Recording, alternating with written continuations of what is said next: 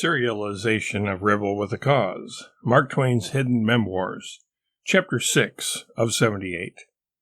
Summers at Quarles Farm, from 1843.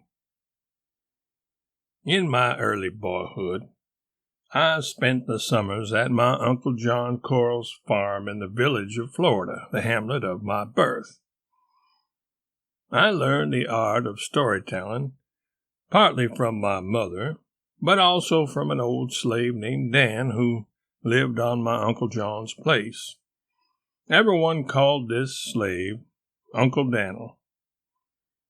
I can still recall the look of Uncle Dan'l's kitchen as it was on the privileged nights when I was a child, and I can see the white and black children grouped on the hearth, with the firelight playing on their faces and the shadows flickering upon the walls, clear back toward the cavernous gloom of the rear. And I can hear Uncle Dan'l telling the immortal tales which Uncle Remus Harris was to gather into his books and charm the world with by and by. My learning how to tell a story from Dan was not just in manner and technique. There was a particular story that I smouthed from him.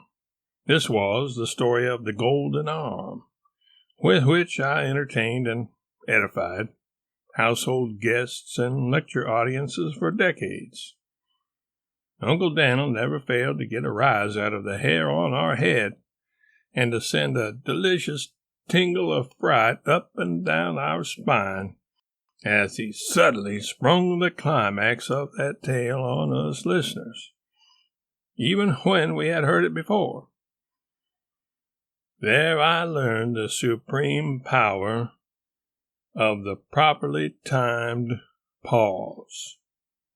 No word was ever as effective as a rightly timed pause. It was on the farm that I got my strong liking for Uncle Dan'l's race and my appreciation of certain of its fine qualities. This feeling and this estimate have stood the test of 60 years and more and have suffered no impairment. The black face is as welcome to me now as it was then. Editor's notes. Many of the things that Twain heard and experienced over several summers at Quarles Farm in Missouri in the 1840s heavily influenced what he wrote over the course of many summers at Quarry Farm in New York 3 and 4 decades later, in the 1870s and 1880s. One thing in particular was that Uncle Dan'l was the model for Huckleberry Finn's traveling companion and friend, the runaway slave, Jim.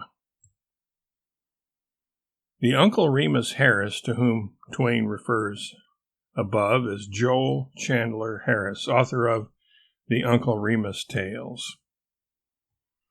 In 1895, Twain wrote an essay entitled How to Tell a Story, wherein he used as an example the telling of the Golden Arm, particularly the impeccable and audience-specific timing of the pause at the end.